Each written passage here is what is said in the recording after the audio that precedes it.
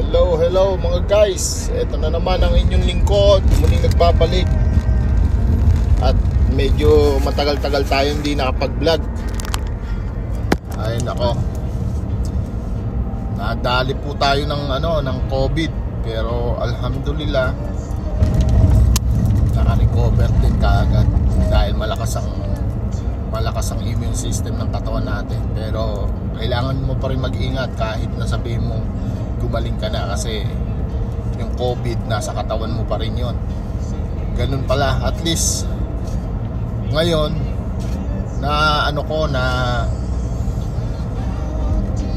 na-calculate ko, nalaman ko na ang COVID is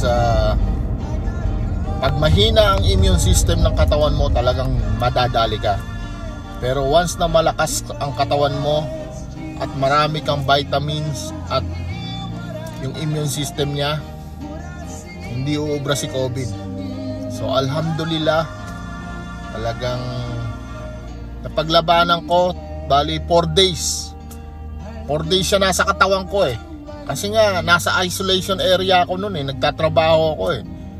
Naka-mask na ako, naka-gown na ako, lahat ng properly procedure ginawa ko, pero hindi pa rin umubra yon. Yung mga procedure na yon, talagang hindi mo nakikita eh, madadali ka.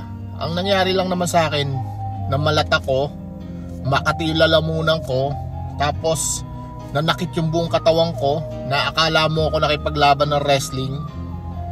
Tapos hindi naman ako nilagnat, masakit ang ulo ko, tapos may sipon ako. So yun ang nangyari sa akin. Pero alhamdulillah, okay na ang inyong lingkod, clear. Chinek nila ako, wala sila nakita. Dalawang beses akong chinek.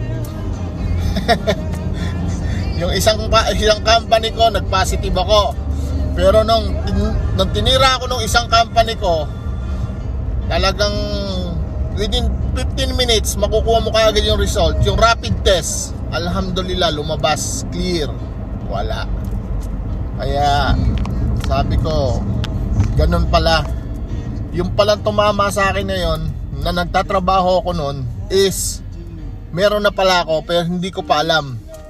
Na-realize ko lang, ba't ka ako ganun? Masakit ang katawan ko, hindi ako makakilos. Yung mahina yung ano ko eh, mahina yung talagang ma-realize mo na para kang may trangkaso.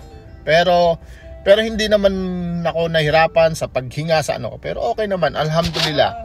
Kaya yun lang masasabi ko mga guys.